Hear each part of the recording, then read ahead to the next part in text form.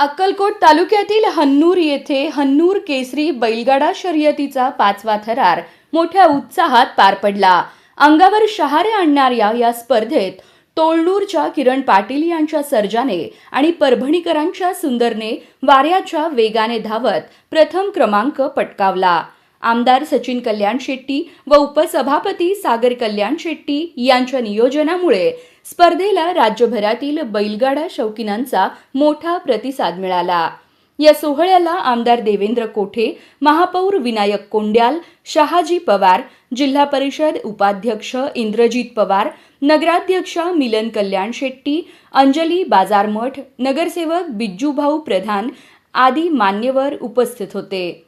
राज्यातील विविध भागातून तब्बल 126 बैलजोड्यांनी सहभाग घेतला होता. रविवारी सकाळी 10 वाजल्यापासून नोंदणीसाठी गर्दी उसळली होती. सायंकाळी 7 वाजता विजेत्यांचा सन्मान करण्यात आला. प्रथम क्रमांक श्री सिद्धेश्वर ग्रुप तोळनूर यांनी पटकावत 2.5 लाखांचे बक्षीस जिंकले. द्वितीय क्रमांक कचरेवाडीचे तात्यासाहेब कचरे व बदलापूरचे अमोल पष्टे यांनी संयुक्तिक पटकावला. हन्नूरचे कल्लप्पा पुजारी यांनी तिसऱ्या क्रमांकाचे 75,000चे बक्षीस मिळवले. चौथा क्रमांक अक्षय काका माळशिरस, 5वा बाळासाहेब शिंदे पंढरपूर आणि 6वा बाबू ड्रायव्हर चपळगाव यांनी मिळवला.